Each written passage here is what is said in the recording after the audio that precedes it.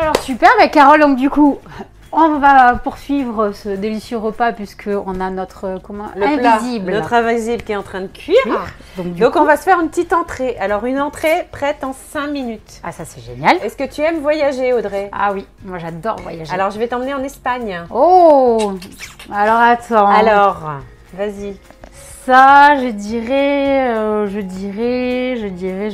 une petite soupe de tomates.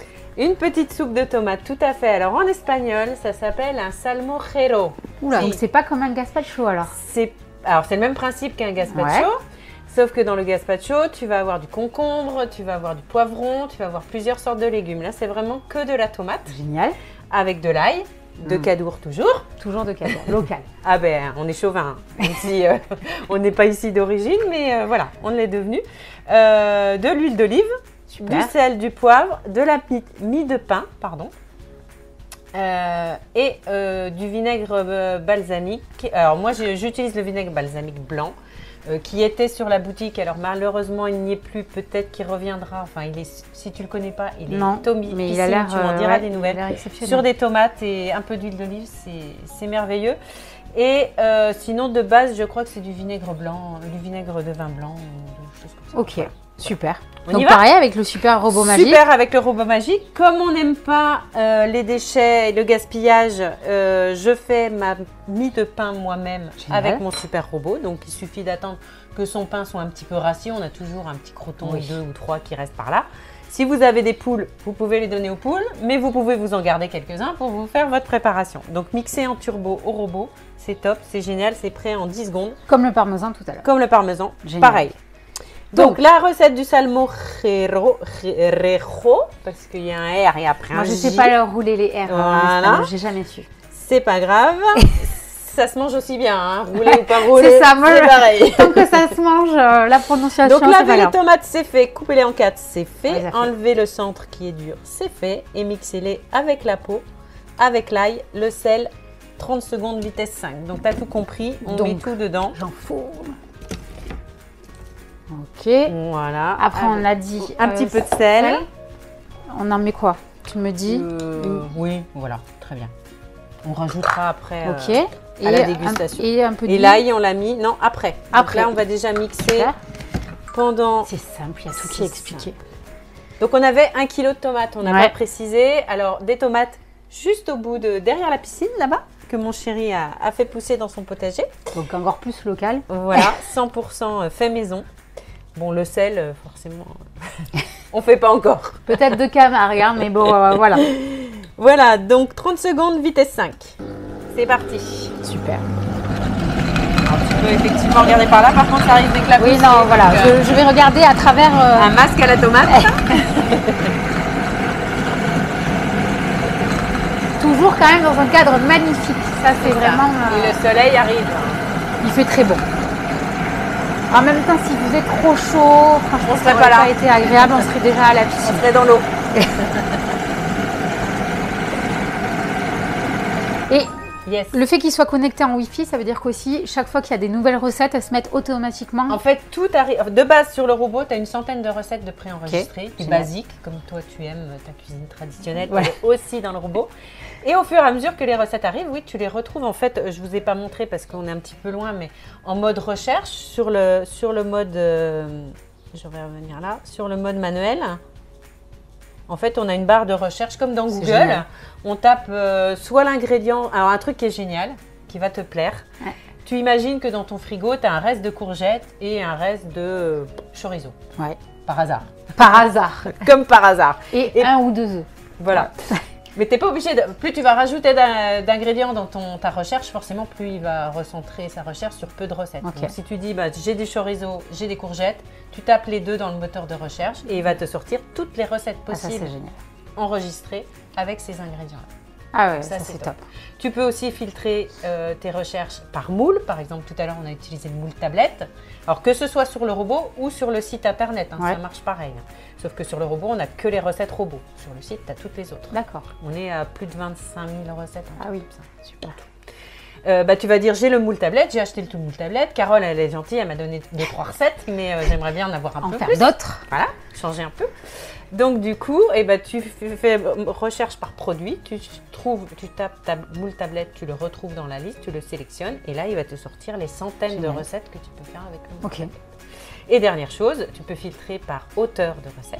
Donc si tu recherches que mes recettes ou que les recettes du chef Laurent ou du chef Ulrich de la société par exemple, ou de ta conseillère, si c'est pas moi ta conseillère, tu mets le nom, tu cherches la conseillère et tu vas trouver toutes les recettes de la personne. Donc ça c'est magique. On revient à notre recette. Allez. Donc j'ai aussi dans mon menu un historique où je retrouve toutes les dernières recettes que j'ai soit consultées, soit préparées. Ça m'évite de les rechercher. Si jamais j'ai pas eu le temps de les mettre dans mes favoris, je les retrouve un peu plus vite.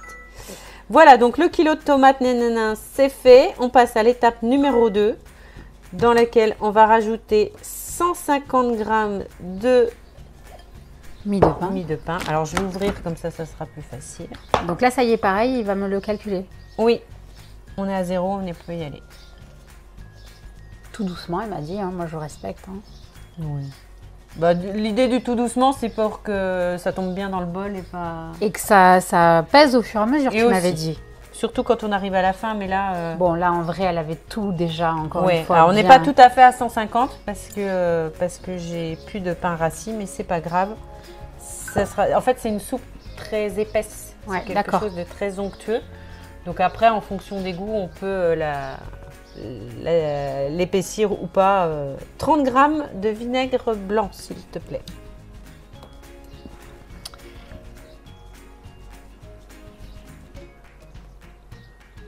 Attention, on est à 20. Vas-y, tout doucement. 25.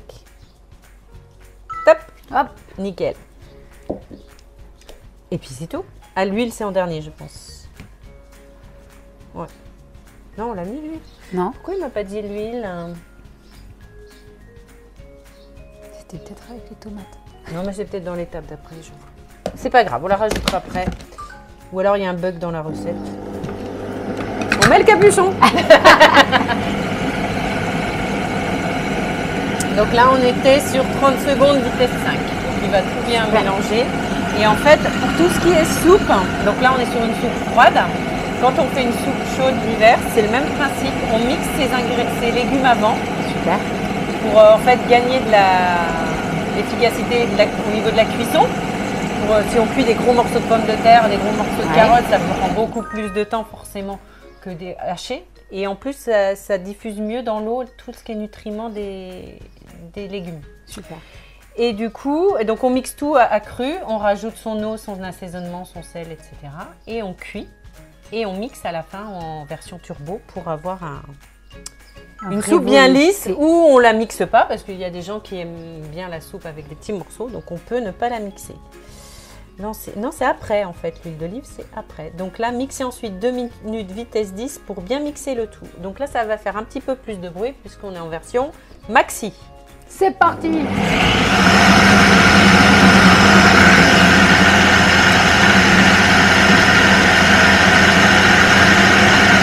Ah ouais! Apéro time!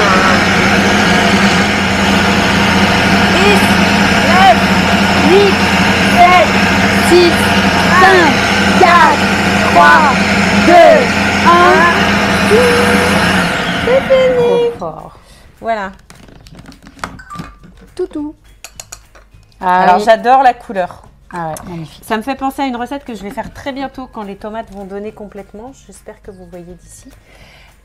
Toujours avec mon super robot parce qu'il y a des choses, c'est magique et enfin je ne pouvais même pas imaginer le faire avant à la main ou enfin je pense moi j'ouvrais le concentré de tomate. Est-ce que tu utilises du concentré de tomate? Oui. Toi qui adores les pâtes, oui. J'imagine que voilà, oui. pour faire des bonnes sauces. Mais effectivement, je ne fais pas mon propre coulis. Et en fait, avec Cooking, tu peux faire ce qu'on disait tout à l'heure. On a parlé de la purée d'ail. C'est génial parce que tu as toujours de l'ail dans un petit bocal en purée que tu mets dans tes vinaigrettes, dans tout ça. Donc le concentré de tomate, c'est quasiment aussi simple que ça. On mixe 1 kg de tomates, comme ça. Quand il est mixé, on rajoute un deuxième kilo de tomates parce qu'en fait, on a une contenance de plus de 2 litres dans le bol parce que vous voyez, il est quand même, il y a une partie qui est cachée, mais il fait quand même 2 litres. On remixe le tout et ensuite on positionne dessus. Alors, je ne l'ai pas ramené ici, un cuit-vapeur. C'est une partie qui se rajoute au-dessus pour cuire à la vapeur ce qu'on veut cuire. Mais pour le concentré de tomate, on va vouloir que ça réduise, que ça devienne du concentré, que ça se concentre. Donc, ça va cuire alors assez longtemps. Je crois que c'est 1 heure et quelques, 1 heure et quart peut-être.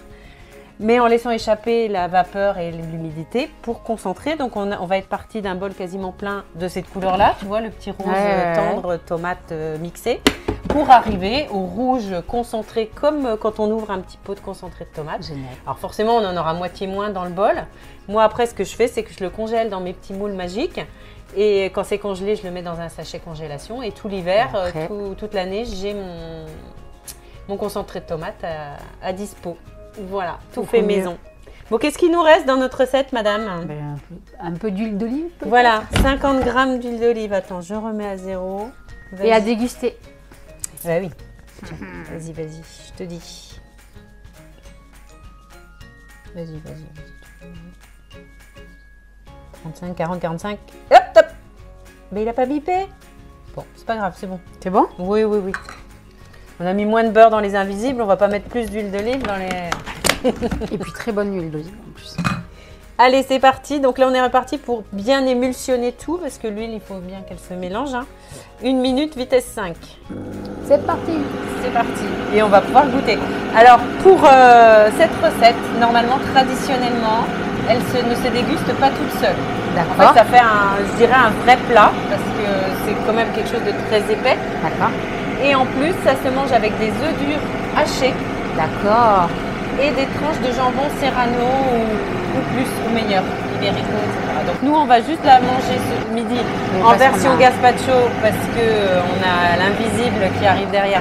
Et peut-être un petit dessert. Peut-être. Donc voilà, mais traditionnellement, ça se mange comme ça se sert comme ça. Alors si vous en mangez en version tapas, voilà, vous faites des petits ramequins avec un petit peu dur, cuit dur et refroidi et haché. Je pense qu'on peut les hacher au robot, je n'ai pas encore essayé, mais ça peut être une version. Ça peut être. Et les petites lamelles de jambon fines avec. Ça fait un repas complet en fait. Tu as les légumes, les œufs et le jambon. Voilà, c'est terminé. On goûte. Ça sent super bon. Ouais. Tu vois, c'est déjà très épais. Ouais, carrément. Alors, on va pas en prendre trop parce qu'on va en reprendre un petit peu tout à l'heure avec le vrai apéro. Voilà. Et en plus, le bol sert de pichet à verseur.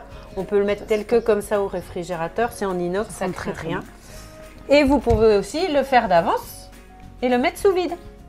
Top. À la tienne, santé. À la tienne, merci beaucoup. Merci à toi. Alors, c'est meilleur très frais. Parce que là, forcément, on n'avait pas les tomates frais. Trop bon. La petite goutte d'ail, là, extra. Ail de Cadour. Yes. Super. Bon. Merci, Carole. On va aller vérifier la cuisson de notre invisible. Carrément. À tout à l'heure. À tout à l'heure.